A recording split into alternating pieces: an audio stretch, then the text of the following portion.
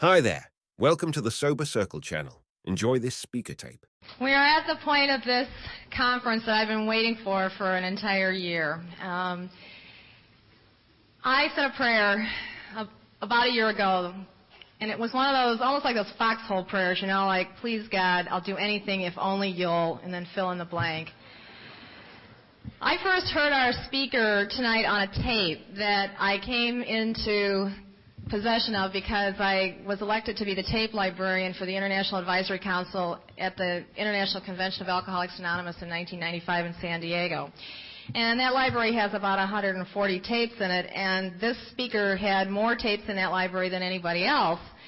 And I waited for a while to listen to one of them, and I put it in my car's tape player one morning on the way to work, and I was absolutely electrified.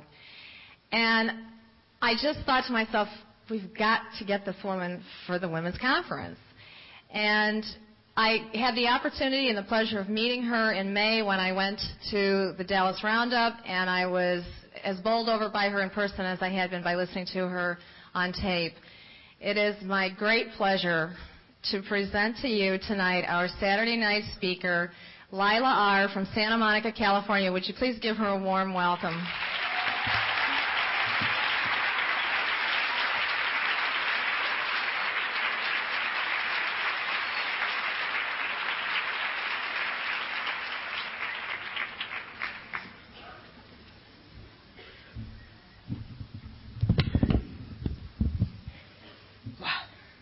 My name is Lila, and I'm an alcoholic.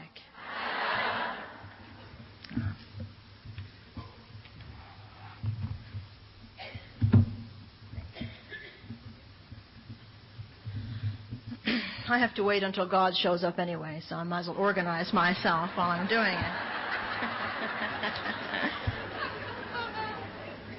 Got some extra raffle tickets.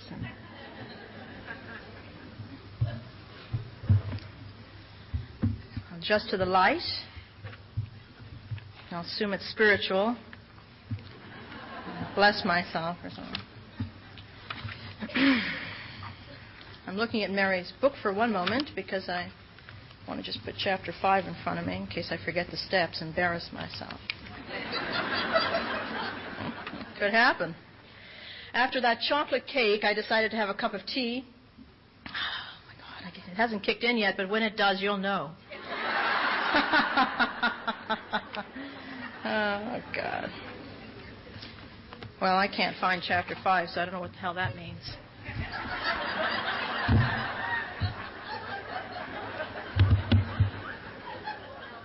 I want to thank Mary very much for asking me to join you tonight and for her year of email. She's organized and efficient and dedicated, and it's Jane and I have been delighted when we've been away out of town or traveling and come home and do whatever you do to the computer, and there's an email message from Mary Monk advising us about what is the latest on the women's conference. I've been sober over 27 years, and this is the first time that I've heard about your conference. So it's a well-kept secret in Alcoholics Anonymous, which I intend to absolutely tell everybody about.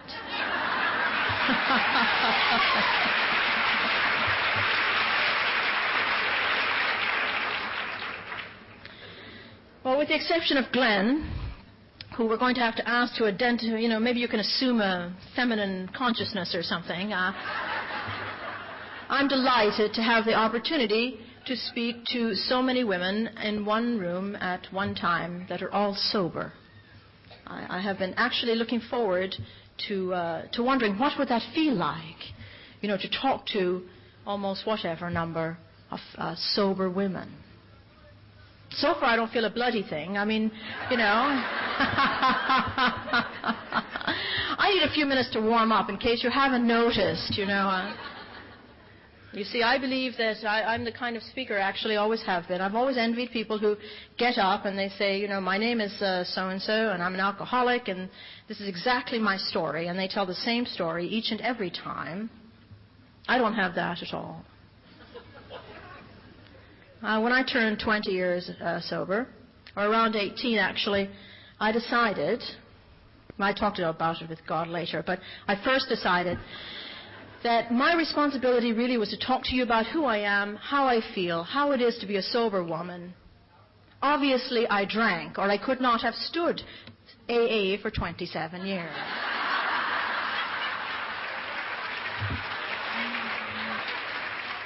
You have to really want to be here.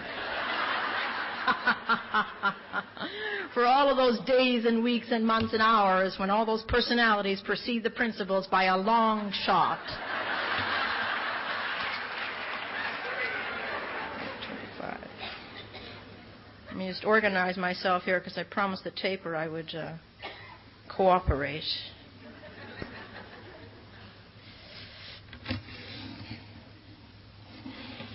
So.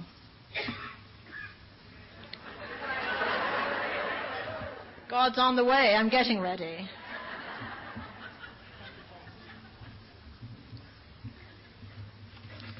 Actually, I'm having a hot flash.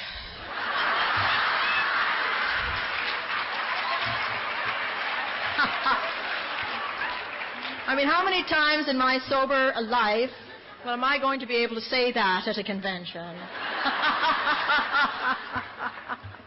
Oh, Lord. And I'm one of those women that has decided to go through menopause the natural way. I don't know. I wouldn't clap. You should see me drive. Oh, God. I believe, as best I know from my family background, that heart disease is not really a big deal, and neither is that bone deficiency. So, my mother had 7 children. 5 of us were born in Ireland, 1 in Canada, and 1 in the United States of America. I figure I can do almost anything. That kind of heritage.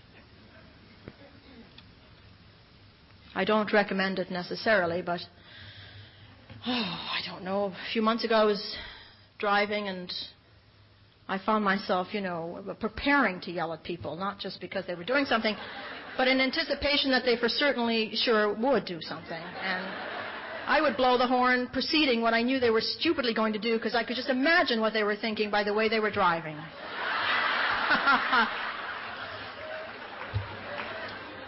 And Jane said to me, it's getting very difficult to be in the car with you. It was getting difficult for me to be in the car with me. What the hell? It was very hard for me because now normally, it's just, I don't know, I think it just comes of years of resistance and then years of acceptance that you get to be familiar with yourself. I think if you stay sober long enough, it's one of the great benefits is that you A, see yourself in retrospect, and B, you just get to know yourself a little bit better. And that sense of unmanageability, when it comes over me, I kind of know it. But I don't know, I hit that plateau of the change of women.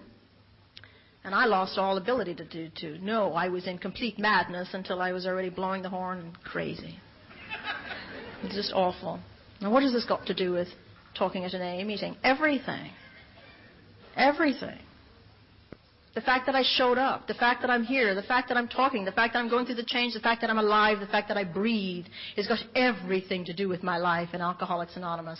Because without all those changes and without AA, I wouldn't know how to go through them. I wouldn't go through them. I would take something. I would do something. I would make it easier. I would find the easier, softer way. I would escape. It would go away. I certainly would blame you. So any event in my life, no matter how big, how little, how small, how big, huge, small, insignificant, it doesn't matter, is about staying sober. It's about living a moment at a time. It's taken me so many years to understand that quality precedes quantity. Quality of my day. So I went to an acupuncturist for this problem, this driving problem.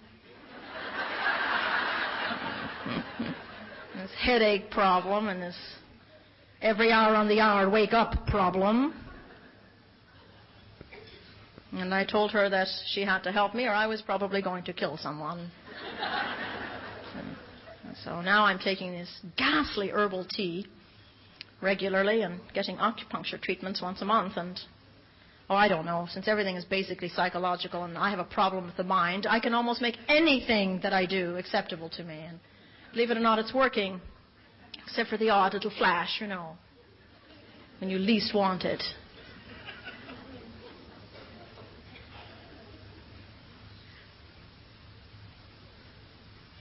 I'm going to be 50 years of age this year. It's fantastic, isn't it?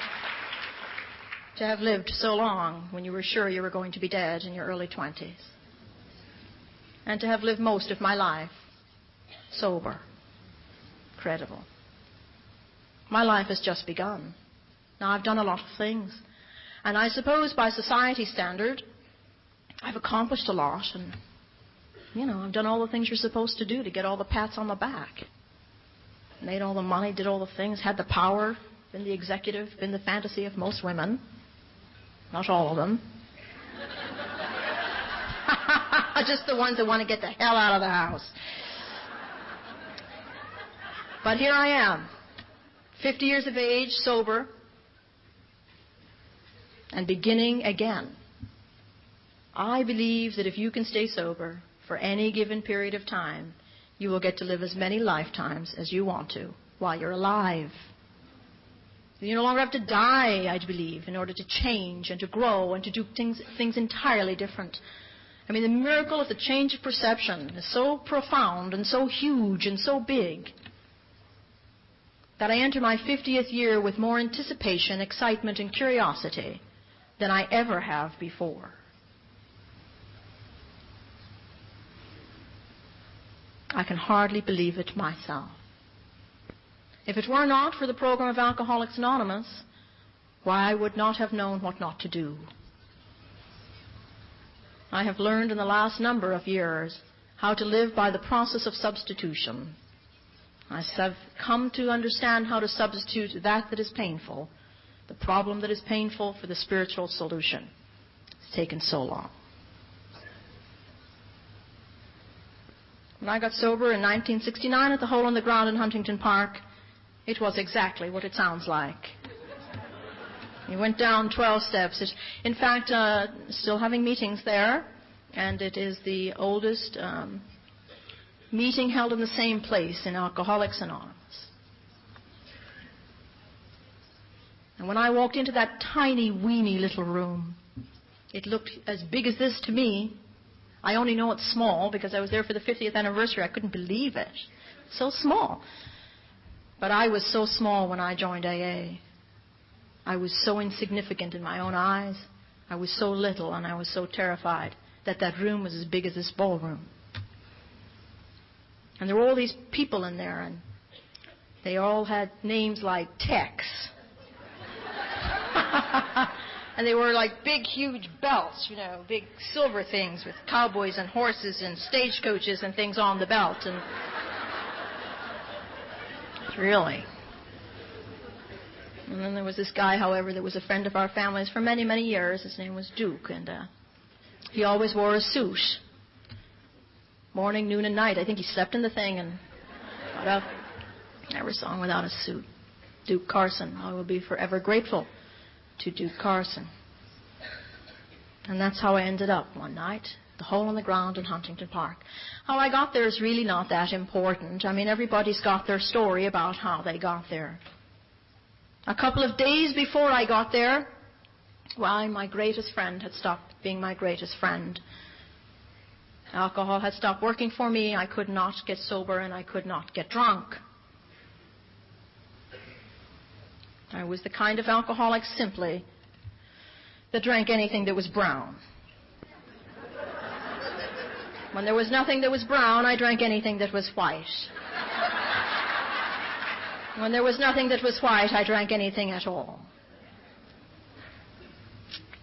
I don't know if there's an invisible line.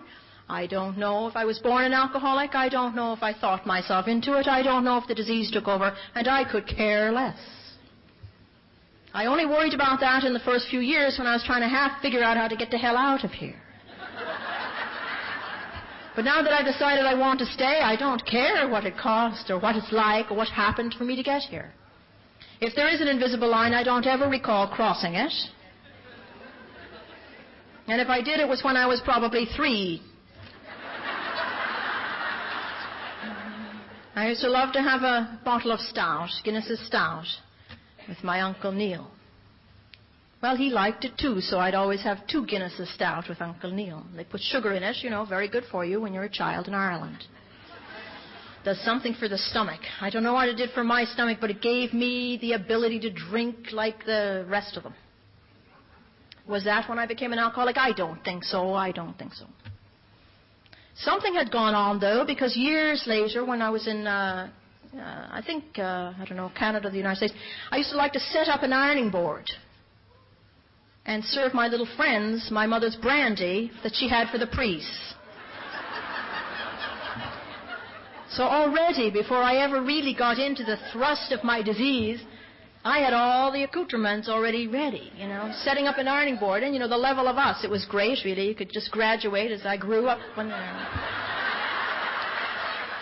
I knew how to do all of that. You know, I really believe that I had the consciousness, and they say it's a disease of the mind, and I was really ready, you know.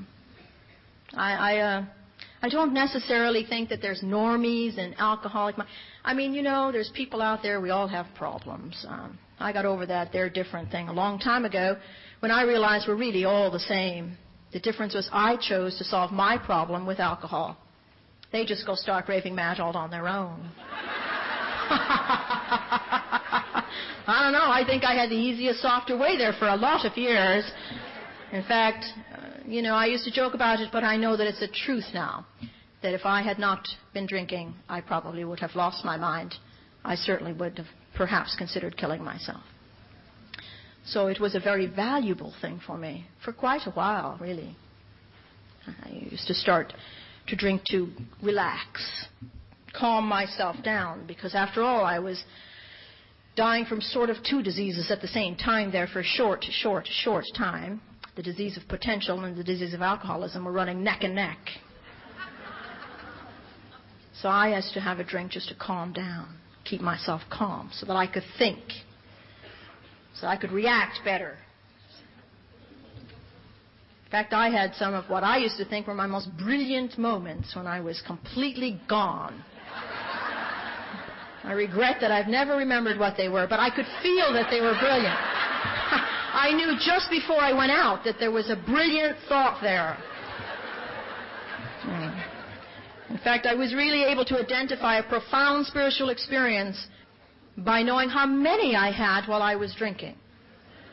Just before I passed out, there was that moment, you know, that moment when you leave your body, when you're just in complete one with all humanity and all mankind. I mean, that's what alcohol did for me. There was that moment, and I would think, this is it, where I felt together, where I felt part of, where I felt unafraid of you and didn't care what you thought or what I thought. I was one with the world. And then I was gone. I don't know what happened, but I would just sort of wake up in the morning and felt one with myself.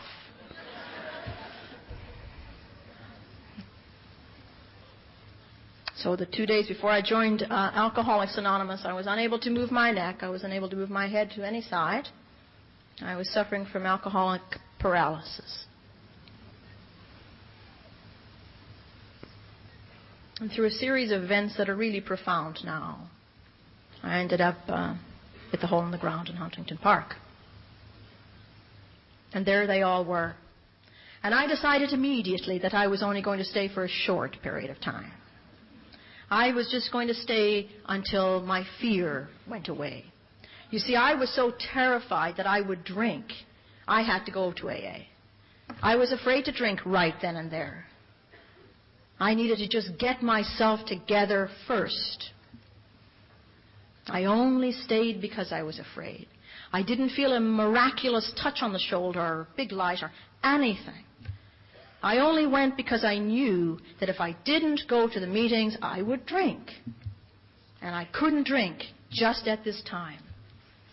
Now, it's taken me years to understand that process and what it really meant.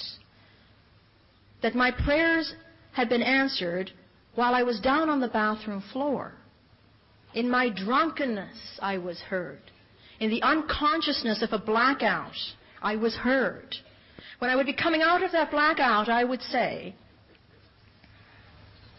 go ahead, go right in front now and distract me. Go ahead. About to have a spiritual experience and you're walking in front of the podium.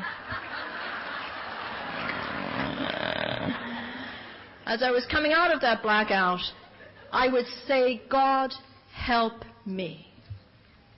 But as soon as the me came out of my mouth, I was conscious enough to be raged that I had asked God to help me. I didn't need anybody's help. I had never needed anyone's help. I never would need anyone's help. I didn't need anyone's help now. And I dragged myself up the porcelain sink. And I held on tight to the edge of that sink while I looked in the mirror. And I could tell if that mirror was going up and down, then I still had to pass out one more time. But if that mirror was solid, I could get through that morning. I could at least get to the bottle. Now that's how I reacted. Now I know that I was heard. Now I know that the power of prayer operates somewhere in that intuitive me. And that if I make enough room for that God, for that intuition to take force, it will create an event that will change my life. So in a blackout unconscious, I pray the alcoholic prayer. God help me. And through a series of events that obviously were of a profound spiritual nature, I ended up in the hole in the ground in Huntington Park. It was then my job to do my part. And that's what Duke told me. Simply. He said, you're an alcoholic. Oh, to hear such a thing. There was the possibility I was an alcoholic. God knows I acted like I might be alcoholic. Everyone I knew, now they were real alcoholics. I had just screwed up a little bit. I was a little tense. Things were not in order. My life, of course, was not really wrapped, but I would be able to do that again. It was going to be all right. Within a week, I couldn't figure out how the hell I was going to stay sober. Within a week, I knew that I had to stay sober. Within 2 weeks, I was still feeling the pain of sobriety. I hated sobriety so much that my hair hurt. My eyelashes hurt. I sweat green. I would go to the bloody meetings and they would talk about all this wonderful stuff and blah, blah, blah, blah, blah, and prison escapes. And 27 years ago, they would tell you if they beat people up and rob banks. And now you say anything, come in and they arrest you right on the spot. But then the stories were great. I loved the stories. I thought I haven't done any of that. And had never been arrested. I certainly had been stopped enough time, but I was Irish, and when I drank, I had a terrific brogue, and I always found a cop that's mother's was named Kathleen and was always going home again, and he always took me home again, and it was really great, and on the way home I would sing Danny Boy, and the cop would cry, and I would cry, and we all cried. So, hey, I like Chicago. I came off that thing on the freeway there, whatever your roads are called here, and I saw American Heritage Foundation off on Route 84. I thought, this is my town. This is my town. So there I was going home after these meetings and listening to these stories and thinking, what am I doing here? I used to get dressed up to go to the meetings. I would wear these, never mind, but that's kind of the brand name. And I would wear all this kind of stuff, and I would make sure, that I looked really good. Because I didn't want you to think I was an alcoholic. Think 24 drunk guys that escaped from some lunatic asylum, and I'm worried about what they're going to think about my alcoholism. Unbelievable. The woman in there with no teeth, and another woman that looked like she, just got teeth. They stuck way out. And, I couldn't believe it. I couldn't believe I was there, and I'm looking at their teeth and their no teeth and these guys and their T-shirts and plaid shirts and Duke with the book and, you're an alcoholic and, oh, my God, could this possibly be happening to me? Now, you would think I would have run out of there but no, I'm going every night. Every night. No intention of staying, mind you, but Every night, and I'm there like they say, you got to come early, and, not like now, everybody rolls in whenever the hell they want to, and they roll out whenever the hell. I don't understand that kind of AA. I mean, we had to be there early.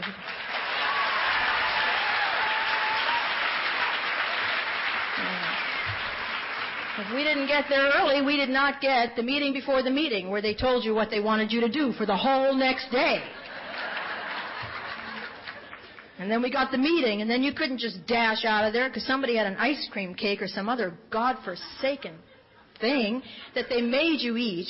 Jelly donuts were really big. Yeah, jelly donuts at night. At night even, they had the jelly donuts. And they make you eat like 4 or 5 of these things, and they explain to me, your sugar is completely shot, I was eating jelly donuts and Hershey bars and chocolate milk and orange juice and, and I was hypoglycemic, I almost died on this program from, being nursed through the hole in the ground in Huntington Park. They didn't tell me to not smoke. They said, smoke more, smoke more, smoke more. They'd make this coffee, and I understood it when I drank that coffee why they had no teeth, okay, because that thing was just, boy. So. But there was something about the teeth I identified with, because, you see, I was the kind of alcoholic that I found that alcoholic dentist, and I talked to him in, one of the little strip malls and explained to him that I thought, my teeth were shrinking. And he understood that. Found the right guy, and then I explained to him that I couldn't go through this, don't like dentists and pain, and I needed it all done like one night. Well, he understood that too. We had a few drinks at the place next door to negotiate the deal, and then we came over to his place and had a couple of drinks, and then he gave me whatever you'd do to knock somebody completely out. And you know that, I was sober maybe 10 years. When it was time to change those teeth, they couldn't get them out. My mouth, it was extraordinary. The dentist said, who put these in? I said, I don't know, but the guy was incredible. Now, I wouldn't mind, but I went to visit my mother shortly thereafter, and she was just happy to see me. The parents are of practicing alcoholics. They get so they're just glad to see you because they don't know when they're not going to see you. And she said to me, something's different. And I said, yeah. She said, it's the strangest thing. She said, but your teeth look shorter.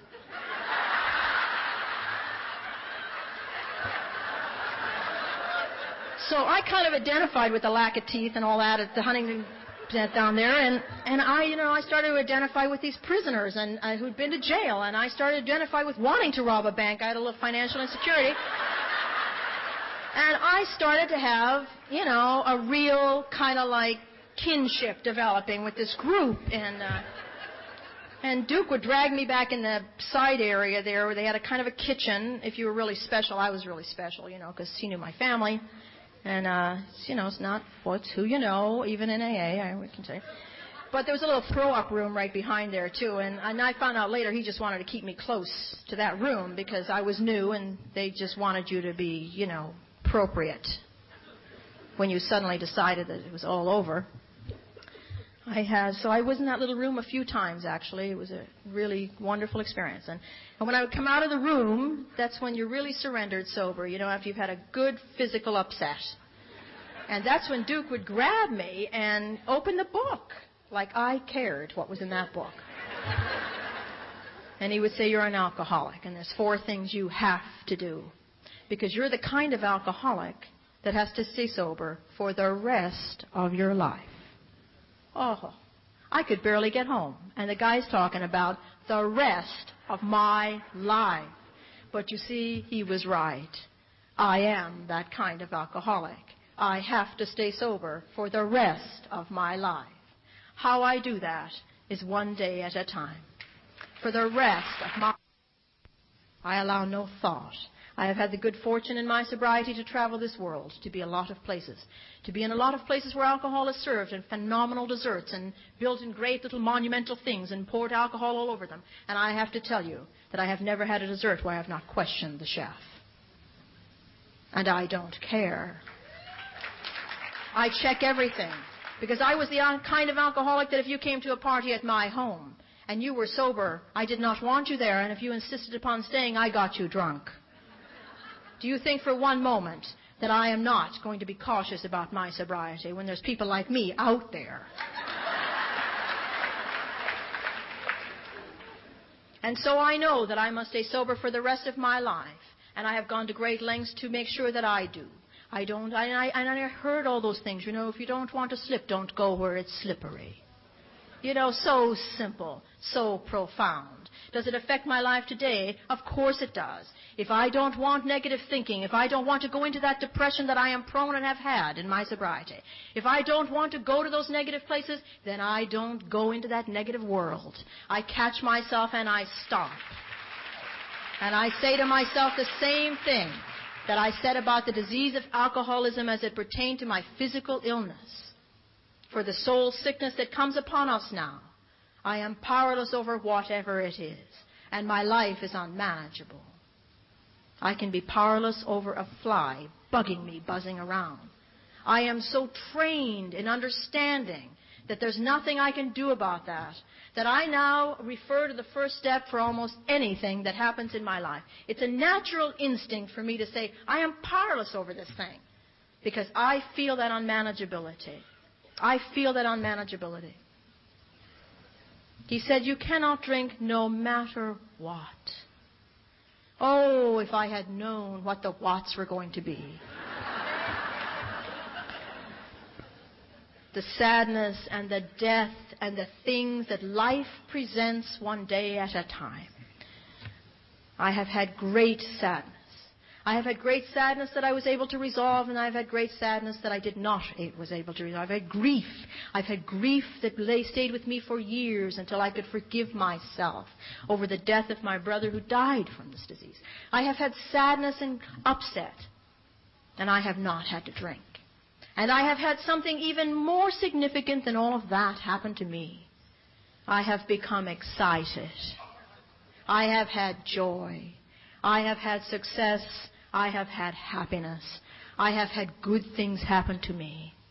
I was very capable of handling all of these monumental problems and even big death and unfortunate things. But, oh God, I had no ability to handle the gentleness of life. I had no ability to handle the fun and the excitement and the joy. I did not know how to do that. I was born with an innate sense of disappointment. It came over me like a shadow. I just anticipated that it would always be the way it was. I could never differentiate the truth from the false when it came to getting excited. I never knew when to believe you. I never knew when you would disappoint me. Unbelievable things that you are granted the opportunity to experience in Alcoholics Anonymous. Stay sober through it all. Through it all. So he said to me, the way that you stay sober for the rest of your life, one day at a time, is that you must go to meetings of Alcoholics Anonymous for the rest of your life. The guy was big on the rest of your life. Well, I don't know how long more I have to live. With the technology of today, I might be living a very long time. I intend to go to meetings for the rest of my life. I don't know how not to. I don't know how not to go to meetings. It's so against my grain. I have enough friends around me that if I suddenly decided not to go to meetings, I would hope that they would tell me that I would drink if I don't. Because, you see, I believe I will. I don't even have a doubt about it. I have no reservation whatsoever that if I stop attending meetings of Alcoholics Anonymous, I will drink. I have had more and more and more and more and more people that I know personally that break my heart with a lot of sobriety go out and never come back because they stopped going to meetings. What is the most common thing you hear? They stopped going to meetings. If I stop going to meetings, then I'm not going to know how to come to believe, how to restore myself, how to turn that over, and how to get the help I need. I am going to forget about how to do that. Self-reliance kept me drunk. Self-reliance will make me drink again. Simple. Now, I know there's actually some people out there that don't go to meetings, and you know what? They don't drink. Well, more power to them. I wouldn't want their miserable little lives.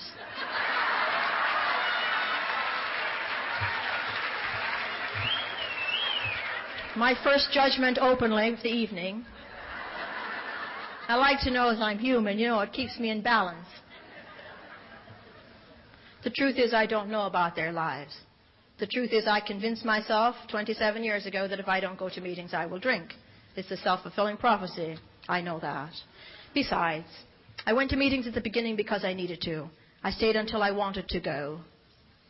I can't imagine not going to meetings of Alcoholics Anonymous. Can't imagine. They told me at the Hole in the Ground that I was the kind of alcoholic that should put my cap back on the toothpaste, because what drunk puts their cap back on the toothpaste? To go home and to do those little things, to make my bed every day, to clean my house. He said, you know, you've got to go to meetings. You've got to clean your house. I said, okay. And I cleaned that house. You know, and there was a certain time of the month, and you know how clean those houses can become. And you could have had surgery on my house. He said, did you put your cap back on the toothpaste? To this day, I put my cap back on the toothpaste. The habits of sobriety. What does that got to do with anything? I believe, in my own way, that if I had not learned to put the cap back on the toothpaste, I would not be the consistent, neat, orderly person that I am today. It was the beginning of a habit. It was the beginning of the habit of sobriety. It was the beginning of the habit of living. I stopped dying when I joined Alcoholics Anonymous.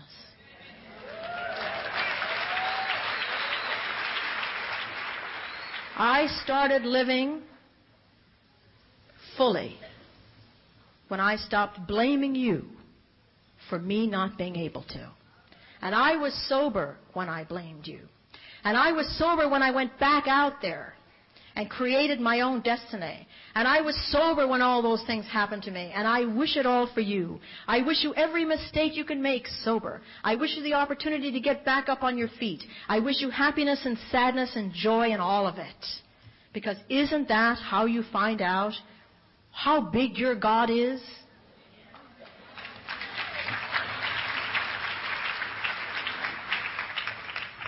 Go to meetings, clean your house, read the big book.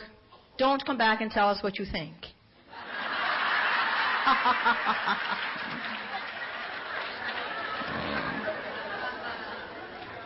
And don't go anywhere you can't bring your God. And nothing has changed. I go to meetings. I keep my house in order. I read the big book and the 12 and 12. I don't think it's a mistake that Bill Wilson wrote that 13 or 14 years later. He knew a lot more. It is now more important to me than even somewhat the big book, because it takes me to a deeper level. I don't know how to read the big book without the 12 and 12, and I don't know how to read the 12 and 12 without the big book. To me, it's just one big book. There's another book in process, and that's the book of my life, the book that I write with my God, the book that no one will ever read but me. The book that I'm reading, that I'm writing. The book where it says more will be revealed. It's the book of my life. It's written in symbology. It's in the words of kindness that I remember sometimes. It's documenting the feelings of kindness when somebody is good to me. This is the symbology of coming to just share at a meeting. It's all the incidences of coming to believe. All the perceptions that have changed for me. Perception, a change in perception is a miracle. If you were to just sit right now, if you're sober 1 year or 47 or 6 years, and think about how much change in perception you have had, you couldn't count the miracles. They would be just too many of them. And you know what's great about miracles? From once you get the hang of this miracle thing, I expect them. I wouldn't know what to do without a miracle. I would not know how to have a day that didn't have miracles. They're just the way it is for me. You see, I'm an alcoholic. I want it all. Just because I got sober doesn't mean I don't want it all. I don't know how not to have it all. The I want in me that was there when I drank. That alcohol fired that imagination. Where I went to dream, where I went to fantasize. That's what booze did for me for the longest time. It created dreams, it created fantasies, it took me away. And it said, you can have whatever you want. All those things that you need to protect yourself with. You know, I got sober and I stopped drinking, and that did not change. I needed something else to take me to those places. And I went out there and I created, you know, boom, boom, boom, boom, boom, and that stress of the world to take me. And I thought, if I can protect myself, if I can have all those accoutrements, if I can have money, if I can do those things, I can get what I want. And you know what I really wanted? I wanted to get the hell away from you as far as I could. And I was sober, active member of Alcoholics Anonymous. And I was saying the right things and doing the right things. And all of us were patting each other on the back. And the truth was, I was building the vision for myself. I couldn't understand. I knew that there was a God. My God, how can you not know there's a God if you're sitting in this room tonight? How can you not know? You can kid yourself, but the truth is, there's a God or you wouldn't be here. Imagine yourself sitting in this chair, and not as you look beautiful tonight, but on your first night of meetings of Alcoholics Anonymous. Hey, there's a miracle. Think of how you looked and think of how you felt. You didn't look like this, I can assure you.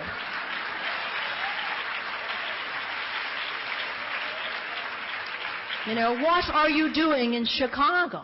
What the hell are you doing in Chicago? With 2,400 women looking great, feeling good, wanting to scream your excitement, wanting to be able to not have to contain it, wanting to be free for just 5 minutes of saying, oh my God, something profound has happened to me.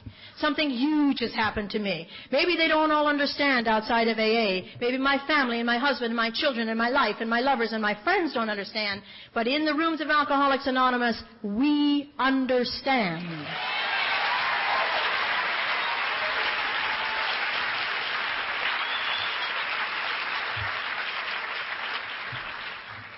This guy's got me so wrecked with the time. Normally I don't cooperate at all, but he's been so nice to me for the last couple of days.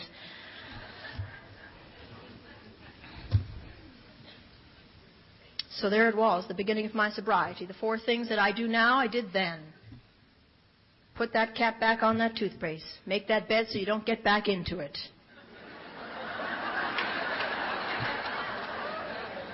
You know? I don't know about you, but when I want that spiritual energy and when I want those angels to land and I want to be filled up with that, it just doesn't come to me when I'm in a laying down position. I don't know. I mean, they can't land on me or something. Something does not happen. I have to be standing upright in order to feel this great reality deep within. I just can never feel it when I'm on my back.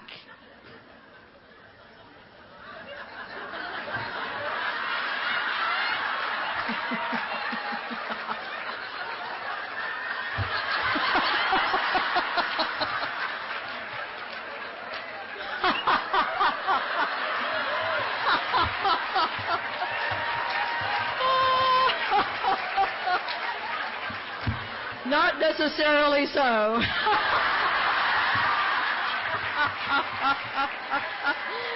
Never been better, to tell you the truth.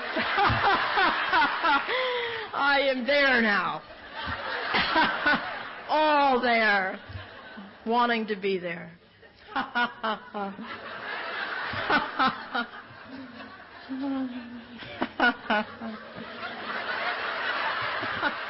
Hell, I was this good at 50. Can you imagine 60? I'm just getting used to this whole thing. I'm just beginning to live. I've brought myself to this point. I've just matured into myself. I just fit my body about 3 years ago. I don't know if you feel that, but I just kind of fit myself. Suddenly I looked around. I'm sober 18, 19 years. Well, 7 years ago, really, but profoundly 3 years ago. I looked around. I looked at my hands, and I remember when I was a little child, I always wanted to, have bigger hands. You know, I wanted to be able to touch more things, and I loved my hands. I wanted to be able to touch things with them. And God, I'm looking at my hands a few years ago sober, and I'd grown into my hands. And I loved my hands. And in the last 3 years, I've grown into my body. I don't know how to explain it. But I kind of like grew into myself. I grew up. You don't have to wait as long as I did. It just took a long time for me because I was so terribly insecure. I had so much that I created sober that I had to unlearn sober. You know, in order for me to feel secure, I had to go out there and get security. And then I found out, wow, it's not going to do it. Here I have all this stuff that every magazine in the world and book and person and lecturer will tell you you're supposed to have, and it'll make you feel really good. And you know what? It didn't. I had not shared enough of it with my God. I had shared enough to stay sober, but I did not share enough to own it. Really something. Walking around 18, 19 years sober, you know, they want you to know something. They expect you to say something. It's just such a drag all the time. I'm telling you, it's just a horror. Finally reached a stage when people call me on the phone and just like, get to the bottom line. I mean, what the hell's the point? You're going to have a change. Everything changes. It doesn't matter what your trauma is. Every problem's a spiritual problem. Every solution's a spiritual solution. Call me tomorrow. That's it. You know, I mean, isn't it the truth? Boy, been there, done that. You're not going to kill yourself. Unfortunately, you're going to live. You're probably going to live a long time. Call somebody closer in your years of sobriety so you can commiserate over this drama, you know? That's what I was thinking. I'm 19 years sober, and I am having a depression. I would like to have it with some modulum of peace. I am sober long enough to know that if you're going to be depressed, for God's sake, be comfortable and depressed. What was wrong with me? What was wrong with me is that I had become healthy enough as a result of my association with Alcoholics Anonymous, as a result of my willingness to live, as a result of my looking at the book and doing the steps in whatever haphazard manner I did them. Enough to become healthy enough to know that I was missing God. That's what happened to me. You know, a couple of years ago, I heard a story about a little tiny baby that was born to this family. Now, I'm Irish. I embellish. I have made this story my own. I'm telling you right now, it's not my story. I'm not even going to tell it like it is, but I'm going to tell you the way I hear it. I imagine it, and I have felt it. Anyway, this little baby was born in this family, and this mother and father had a little girl, and she was about that big, in my mind. And she kept bugging her mother and father that she wanted to spend some time alone with this little baby. She wanted to be alone and wanted to close the door. She wanted to talk to this little baby by herself. Of course, you know, they're parents of the 90s. They thought, oh, she's going to kill the kid the minute we leave her. Why not, you know? Eventually, she bugged them and she bugged them and she bugged them, and they let her into the room. Now, they had put a baby monitor under the pillow and a baby monitor at the door, and they're like ready, like the SWAT team, to go in there, but they left her alone, and they closed, and she did. She closed that door, this little tiny girl, 5 or 6 probably, and she went up to the crib of the newborn little brother, and she bent down and she whispered in his ear, "Help me, help me. I'm beginning to forget God. Help me, help me. I'm beginning to forget God." When I was 18 or 19 years sober, I was struck with a profound reality. And I started to pray like I have never prayed before. Help me, help me. I'm beginning to remember God. Help me, help me. I'm beginning to remember God. And that created such a desperation in me that I did not know what to do. And I knew that the solution outside of me was no longer going to work. And I did something that only people like you and I know how to do. I went back to the beginning, and I took that big book, and I read it from the table of contents, every single word, through 164 pages. And then I went to the 12 and 12, and I read it from the table of contents, all the way through, including the traditions. And I read it again, and I read it again. And every time I read it, I found something more meaningful. And every time I read it, the anxiety lessened, and the chains that were around my soul began to loosen up. And I knew that I had found the answer. I went back to meetings of Alcoholics Anonymous, and I listened. I listened like only the dying can.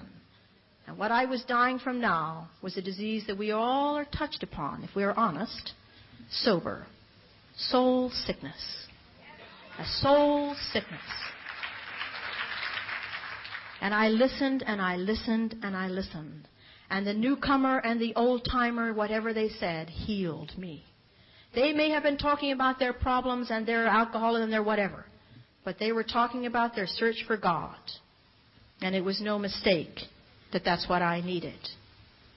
And my life began to take on a whole new dimension. And I knew that stone cold sober, I was back down on the mental bathroom floor saying, God, help me. Only this time, I had had a profound miracle for the physical disease of alcoholism, and this time I knew that if I stayed and prayed, that a profound thing was going to happen, and that I would create a change that would affect my whole life by making room for God. And I thought, how do I make room for God? Because I knew now that that was the answer. What do I have to do? And I knew that the answer was in the steps of the program of Alcoholics Anonymous. And it did not diminish one bit the way I had taken them before. It changed nothing for me. It changed nothing. All it meant now is that I had to work them in order. All it meant now was that I was sober long enough that I had to find the way to wear those steps as my own. They were no longer the steps of Alcoholics Anonymous. They were no longer the steps of you. They were no longer the steps of the group. They were my steps. They had to become mine. I had to bring them inside of me. The great reality was that it had to be inside. I used to look and I used to wonder, how do these people have this God? Where do they get this peace? Where do they look to? How do you have it? And I used to read about this inside, and there were moments, of course, throughout the years that I would feel something inside, something like true peace, but not really. And I used to think, what am I doing wrong? How can I be sober all these years and not have this thing inside? This great reality, the spirit of the universe, friend. You see, I could not deal with that Christian God. There was too much judgment for me. This is my opinion. Not debatable after I finish speaking. My opinion. It was fine for my mother, a devout Roman Catholic. It was fine for St. Anthony's God. I still pray to the guy when But it was fine for all of that. But it wasn't enough for me. You see, I couldn't do that. That was part of my disappointment. I knew that there was something different, and I had to find it. And believe it or not, people say, the big book is Christian. It leaves us out. It does this. I found great reality deep within. Spirit of the universe.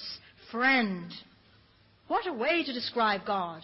I could take this God. I could make that God my own. I was powerless over my inability to live life by myself. I was powerless over my judgment of you. I was powerless over my envy. I was powerless over my insecurities. I was powerless over bloody well everything. All I did after my 5th year of sobriety is go back out there and prove to myself that I could do anything I wanted to do by myself. And I patted myself and AA on the back for giving me that kind of strength and courage. Let me tell you how lonely it is to do it when only you've put your hand in God's hand. When the only amount of energy that I would only allow God to hold my hand. I would allow a couple of angels to accompany me. I would fill the room with angels in a boardroom when I had a very big meeting. And I would call upon this spiritual energy whenever I wanted it. But I did not have it with me all of the time. And I didn't feel it inside. And I wanted to feel it inside. And I decided that I wanted to understand how I could have that while I was alive. I had no intention of dying to be united with this great light, with this wonder, with the spirit of the universe. No. I want to know now. I have had millions of things happen to me, millions of miracles. If the second step is true and I can come to believe, then I can be restored to that child. I can remember God quite alive. And I wanted that. And you know what? I have a God that's so profound and so huge and so big, and it began to change definition, and everything I ever believed left me. I had to change everything. I had to change everything I'd ever known for the 45 years or 40 years I was alive to that time. All those things were old ideas. I had to take the slate and wipe it clean. The only thing I had left is that I had to go to meetings, wouldn't go anywhere I wouldn't bring my God, read the big book in the 12 and 12, keep my house clean, keep my side of the street clean. Boy, I understood that then, and that's what began for me. That's what began for me. And in the last few years, I have spent a lot of time practicing these steps. Every opportunity I get, throughout the whole month of January, for instance, I practice the first step. And any opportunity I get to feel what powerlessness may feel like, I say, oh yeah, that's what powerless is. I'm powerless over that reaction. I'm powerless over the way she looked at me. I'm powerless over the way I thought about her. I'm powerless, I'm powerless, I'm powerless, I'm powerless, I'm powerless. And I feel unmanageable. I know instantly how it feels to feel unmanageable. It hits me right in the stomach. It's a physical experience for me. I automatically want that power now. I have enough hope in the second step to know that if I'm honest enough about how I feel in the first step, I can just ask. And I have come to believe 1,000 times that I will be restored. I will be restored to what? Well, it's got all kinds of definitions for me now, the sanity, but mostly I'll accept balance. I'll just take balance, you know? Enough of a good day, enough bad, enough. I'll just take balance. It doesn't have to be perfect. In fact, I don't want perfect. I just want balance. Balance from me may be very different than balance from you. That's why we can all talk to one another. That's why the seesaw tips. Balance is fine for me. When I really feel insane, if I do not handle that unmanageability, if I don't go to the third step, if I don't make that decision, and I actually prolong it to the point of almost insanity, do you know what that is for me? I feel a conscious disconnection from my God. I do not feel connected to my God. It makes me feel very insane. Rarely does that happen anymore. Because now, when I am powerless over something, when I have a little uncomfortable feeling in me, a little sense of something, when I start to want to manage your life, for instance, something little like that. When I feel like not getting up in the morning. When I feel like, what the hell's the use anyway? When those negative thoughts seem to push in there. When I'm judging a lot. When I'm blowing the horn in anticipation of their stupidity. I now can just ask for balance. I make a decision to turn my will and my life over to God. I ask for the help. But that decision has to be made now for me quickly. I make that decision sometimes within a second. I don't feel right. You can help me. I can be restored. Please help me. Yes, I would like the help. And you know what has come to me for me now in my program? A resounding voice out of the heavens yells, "What have you got in the way?" And then I have to look at what I have put in the way. What is the shadow that I have cast on the light? I can no longer blame you. I can no longer blame God. I can no longer blame the world. I have something in the way. I have something in the way. And when I think I can figure that out in its elaborate way, and over the years it may have involved therapy, and sometimes it did, and sometimes it didn't, and whatever I write, and all the things that everybody suggests all work, I then go to a member of Alcoholics Anonymous and have enough integrity and honesty with each other that I can discuss what it is that I think is in the way. And what does that mean for me now? It means that I can get it down to something specific. It means that I will go to somebody with enough experience and enough honesty in the spiritual realm so they will say to me, "Oh, what is all that drama? You know, the bottom line is you were a creep. You did that. Oh, my God." Why is that important to me now? A, I don't want to waste a lot of time feeling uncomfortable. And B, I got to go to the sixth step. I am only entirely ready when I know specifically what the hell's wrong with me. And then I am only entirely ready when I say to myself, and I can only say it to me, and you cannot help me, I accept you anyway, Lila. It's okay that you were blah, blah, blah. It's fine. God loves me, no problem. And the minute I can accept me as I am today, precisely as I am today, the seventh step automatically kicks into a huge miracle by itself. And I can humbly say, please help me. Please help me. There are many days when I have gone through the day saying, please help me, please help me, please help me. It is at that point that I can look around in today and I can say, I think I'm going to, I can look around in today and I can say to myself, is there anybody that I hurt while I was insane? While I was unmanageable? Sometimes I didn't hurt anybody but myself. Sometimes I never left the house. Sometimes I never left the bed. Sometimes. And then I have to do an amend of my own thinking.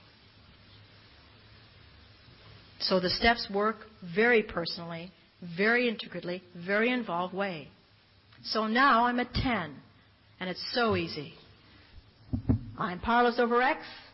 I feel unmanageable. I know I can be restored. I've been restored 3 or 4 times yesterday. Please help me. What is in the way? Has this ever been in your way? What exactly do you think is wrong with me?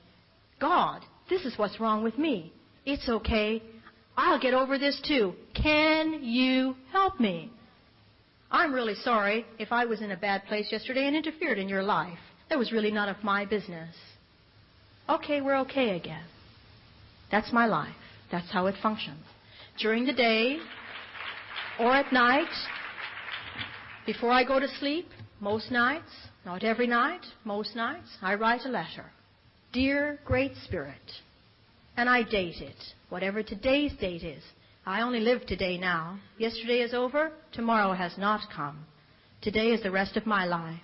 Today. And I date it because it's today. And I have a formal communication. Dear Great Spirit. And anything that's bothering me, I don't write all this massive stuff anymore. Never go to sleep. I just write questions. What do I do about this? What do I do about that? When, what, where, how? Do I? Should I? Will I? Can I? When do you think I should? Now, I'm not talking about monumental problems. I don't have really right at this precise moment monumental problems. Unfortunate, I would say that. My nephew is dying. My sister may live. These are monumental problems. But you know that in the spiritual realm right now, they're workable for me. They're manageable because I have given them to my God. When do I visit my nephew? What do I say? How do I say it? What, when, where, how? About anything. Anything. I want the windows cleaned. When do I call the guy to come and clean the windows? Every question, so that when I go to sleep, there's nothing on my mind. Nothing on my mind. Can you imagine? Nothing. What, when, where, how, and why? I believe in the question of life.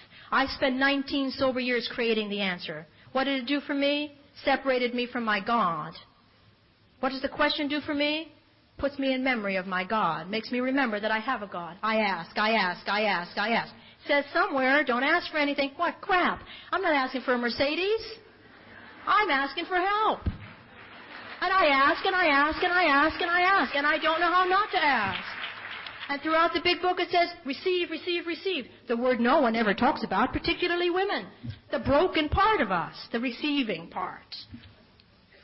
I ask so that I can receive the gift that I have been promised in this life.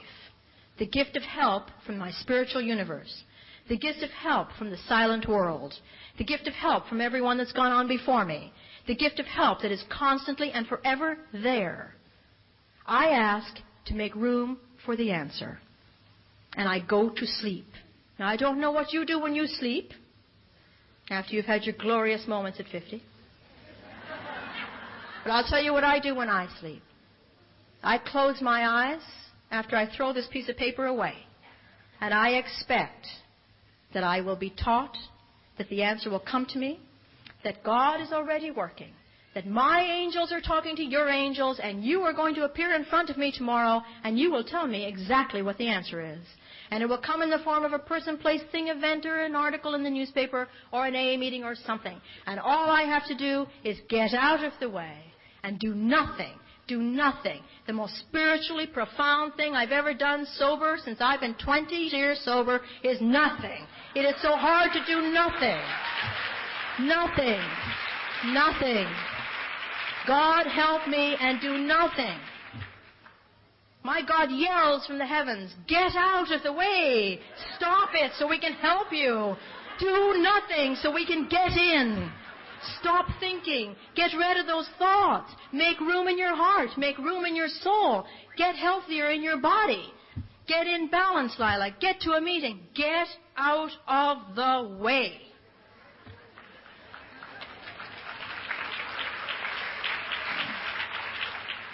You bet I gotta jump out of bed in the morning.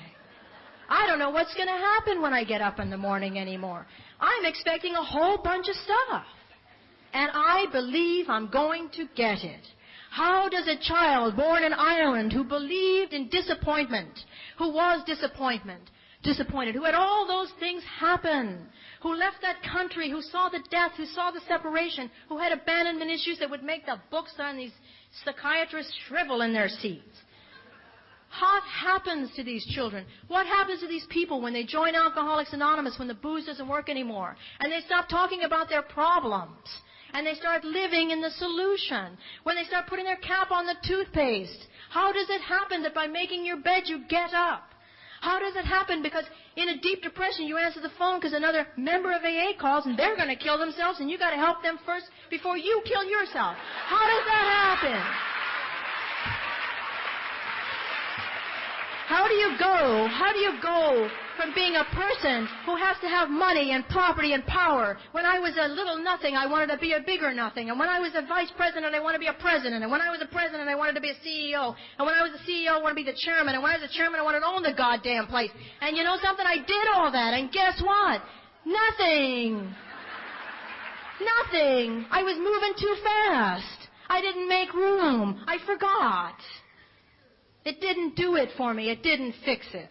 That child grew up. That child joined Alcoholics Anonymous. This child just became an adult at 25 years of sobriety. The child is now 27 years sober, 50 years of age, not afraid of disappointment. Doesn't have anybody that she's running away from. In love with life. In love with my partner, in love with my body, in love with my goddamn hot flashes, in love with myself. I am truly in love with myself. And I'll tell you something. It is the most humbling experience I have ever had. Because the more I love me, the more I love you. The kinder I am to me, the kinder I am to you. The more forgiving I am of me, the more forgiving I am of you. How did I learn it? Oh, maybe I learned it by being forgiving of you first. I'm not sure. I'm not certain that I've been that forgiving of you all these years. I certainly didn't stop judging you. But you know what? I found out something really important in AA. If you don't drink, you can't get drunk. If you go to meetings, you won't think about drinking. If you keep your side of the street clean, it'll occupy all of your time. If you read the big book of Alcoholics Anonymous and the 12 and 12 with an open mind, you will find every single solitary answer that you need in order to have a perception change that will cause you to have a brand new life. Sober. And I don't care if you have 18 children, 17 husbands, all of it or none of it. I don't care if you love your life. If you turn yourself over to this God and you really believe in miracles, then you know what? Tomorrow is a brand new day. Brand new day. I don't know what's going to happen tomorrow. I know what I'd like. I'd like my partner, who I love dearly, to still be there. I'd like my health to still be as good as it seemingly is, except for a little bad knee. I'd like to like you more. I'd like to feel safer. I'd like to never have to do it alone again. I don't want to do it alone. I came into this world not unlike that little boy, that little child, alone. I looked out there and I saw my mother, the Blessed Virgin reincarnate, my father, the drunk, and I thought, wow. And then they had all these children, and I was alone. And when I joined Alcoholics Anonymous and I felt that kinship with other alcoholics, why, it worked for a couple of years, and then I began to feel alone again. Now I'm sober and alone. Do you know, I'm no longer alone. I have now a belief that is so profound. Well, I hate to tell you this. I wasn't going to bring it up. But you know, I'm surrounded now. I'm surrounded with all sorts of energy and things and spirits that you can't see. Sometimes I can see them. I want to see them more. I intuitively now feel that if I get out of the way, the answer will come. I don't even have to think about it. I just have to ask for it. What do I do? When do I do it? How do I do it? Should I do it? Will I? Will I? I feel the presence of God. Not a God, not the God. I don't believe there is a the God. I feel the presence of all that power. I don't know what it looks like. I couldn't tell you. I only know this. It's bigger than Scotch. It's even bigger than Alcoholics Anonymous. It's bigger than anything I could even imagine. And some days I feel it all. And I wonder why my lungs don't explode. I wonder what happens. I have found a great reality deep within. A couple of years ago, I felt it. I felt it. I was in a meeting not too long ago, and a man was speaking. His name was Cubby. And he said that he used to pray to God out there. And now he said he doesn't pray to God at all. He prays from God. And I started to cry openly in a meeting of Alcoholics Anonymous because I knew that even though it had taken me 27 years, I was praying from God out. My friend Jane describes the root of the word I is the fountain, Greek. Fountains flow out. It is all inside of me. It's in there. I'm safe. It can never go away again. I don't know how it could go away. I don't have any habits that make it go away. I have learned the sober habits of recovery, and then I learned the sober habits of living. I learned how to put my cap on the toothpaste, get up in the morning, reach out to another alcoholic or human being, if that matter, read a little bit of the big book, understand how the steps work in my life and make them my life, wear them like a loose garment, read that book. That book is so profound. It's obviously divinely inspired. I am not afraid to reach back and say, where are you? Touch me on the shoulder. Push me forward. I walk with the angels. I walk with them every day. I walk with so many spirits and energy around me. I am safe. I will never be alone again. I can't be alone. I have a silent world that has opened up to me. I think they call it the fourth dimension in the big book. They talk about it, this intuitiveness that begins to happen. You want to know something profound? It's beginning to happen for me. If I stay in balance and I do what's physically right, emotionally right, then you know what? The spiritual part will take care of itself. All I have to do is put one foot in front of the other and show up. So now, how complicated has my life gotten? Let me tell you. Easy does it. First things first. But for the grace of God, live and let live. All the slogans, the simplicity of the big book, the 12 and 12, regular attendance at meetings of Alcoholics Anonymous, the willingness to tell you who I am.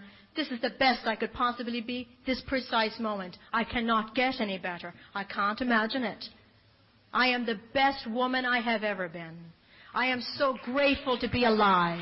I can't wait to live more. I've just begun. I'm 27 years sober and I've just begun. I found my God and my God found me and we love each other. I believe in miracles. I don't know how many of you remember Catherine Coleman, but God, she used to say, I believe. Well, let me tell you something. I could shout it from the tower of the Sears building, wherever it is. I believe in miracles. I believe in life. I believe in God. What has it got to do with Alcoholics Anonymous? Absolutely everything. Absolutely everything. I hate to tell you, and I don't care if you're sober one day. This is the spiritual program. Stop wasting time. That's where it is. Every problem is a spiritual problem. Every problem has a spiritual solution. Oh, how I fought and resisted going to that God. Now I run. I run to my God. I run to that paper. Dear Great Spirit. And tonight I will be able to, on my knees every night. You see, I don't go where I can't bring my God. I have a person that, when we go, Jane and I share that spirituality. She's on her side of the bed on her knees, and I'm on my side on my knees, and guess what I'll be saying tonight? Thank you. Thank you for giving me myself. Thank you for giving me my soul. Thank you for healing the soul sickness of my sobriety. Thank you for the opportunity to talk to other women. Thank you for telling me and letting me be a channel for you. Thank you.